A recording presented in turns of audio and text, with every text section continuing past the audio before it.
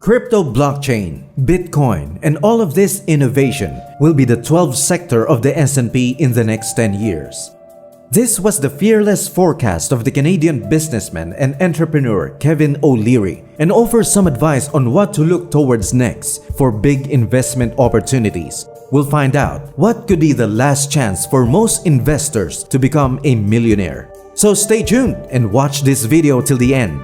Also, hit the like button, subscribe, and click on that notification bell so you'll be updated with our new videos.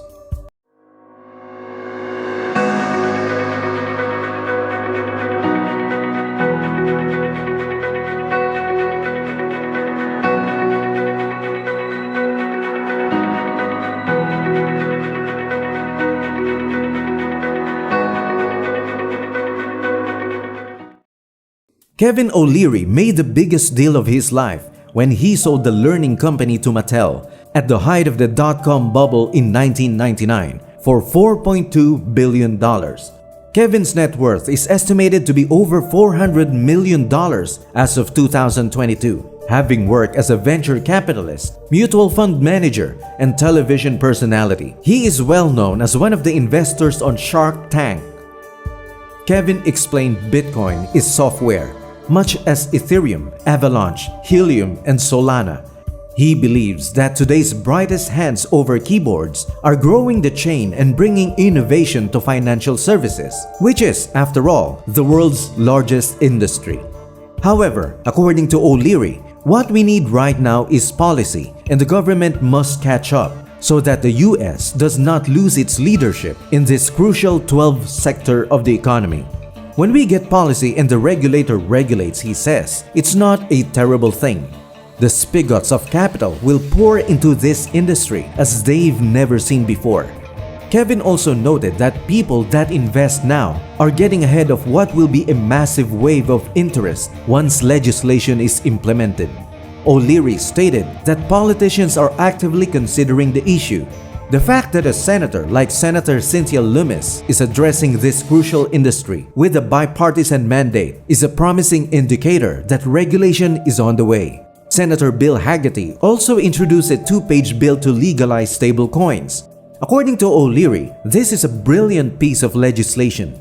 O'Leary believes that every senator will be able to understand the two-page measure, which covers topics such as straightforward auditing, limiting asset duration to 12 months or fewer, and allowing institutions to report this on their balance sheets. Most crucially, by executive order, US President Joe Biden stated that cryptography is not something he would make illegal.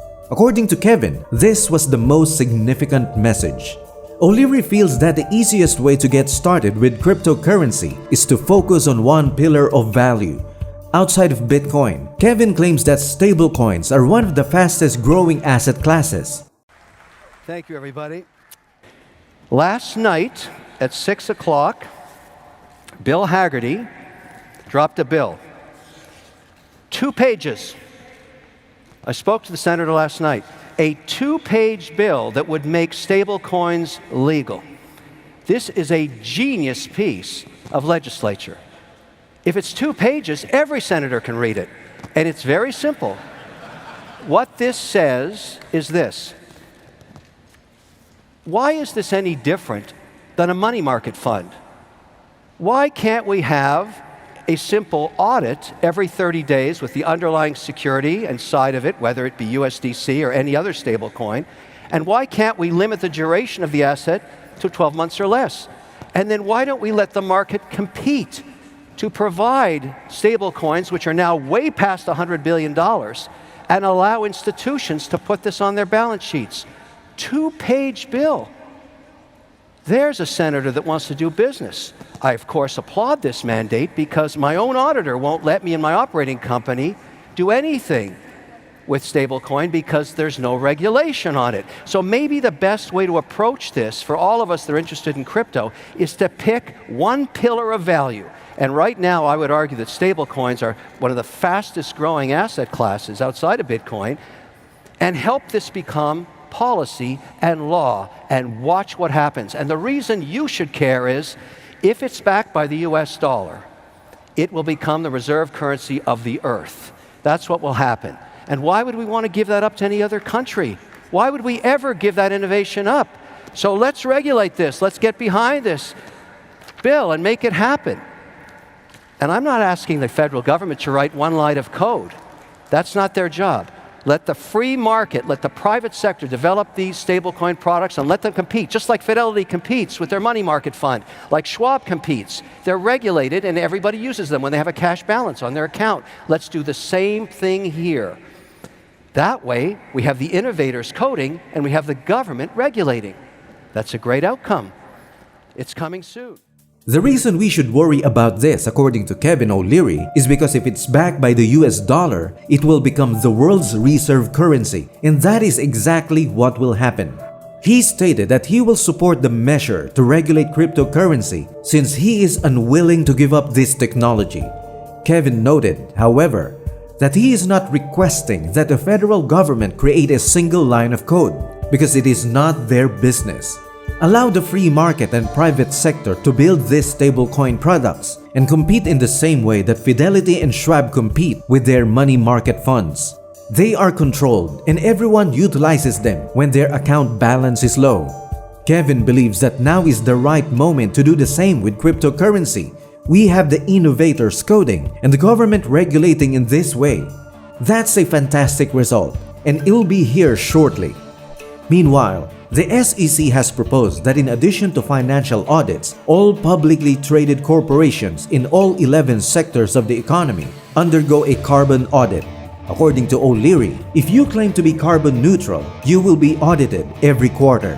To become carbon neutral in the Bitcoin mining industry, we purchase carbon offsets.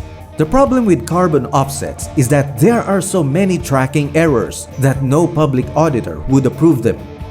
You can pretend to be carbon neutral, but no one will sign it because of the risk of losing favor with the Securities and Exchange Commission, he noted. So if the SEC adopts this recommendation, proof of work and Bitcoin mining will suffer. This is because the market's early pioneers in the United States were particularly concerned about being ESG compliant. Therefore, they relocated there. Kevin also stated that the EU attempted to outlaw proof of work 2 weeks ago because they were concerned about the amount of carbon it produced. Now here's why. According to O'Leary, Bitcoin mining would save the earth if this policy were implemented. It is also part of Larry Fink's ESG mandate. The president's executive order also makes direct reference to it. It's a critical critic of Bitcoin mining. But why is Bitcoin mining environmentally friendly? Because the next generation of Bitcoin miners is turning to non-carbon energy sources like hydroelectricity, nuclear power, wind power, and solar power. Because the desire to create Bitcoin is so economically significant, they will support the next generation of machines and turbines. 90% of dams erected in the last century in the United States were designed with hydroelectricity in mind, but the turbines were never installed. Kevin says that he supports the construction of wind turbines because of the economic benefits. And if he can do it without being bothered by a carbon audit, this is the way Bitcoin mining will go in the future. According to O'Leary, while mining currencies, we will be producing power for all communities. With the support of hydropower, we can do this in an ethical and environmentally friendly manner. According to him, this refers to the Tennessee Valley, Montana, upstate New York, Quebec, Canada, Georgia, and northern Norway. All of these places have a lot of underused hydro, which will be used for Bitcoin mining in the future. This is an encouraging development. It improves communities, provides more power, and provides an unlimited amount of income. When we make Bitcoin an allocation for institutions, Kevin predicts that they will invest between 50 and 3 basis points or 300 basis points into their portfolios. What is the significance of that? There are several trillions of dollars. So if you want to see Bitcoin's value rise and are a supporter, we need regulation. Accept it and take a step back to observe the money flow.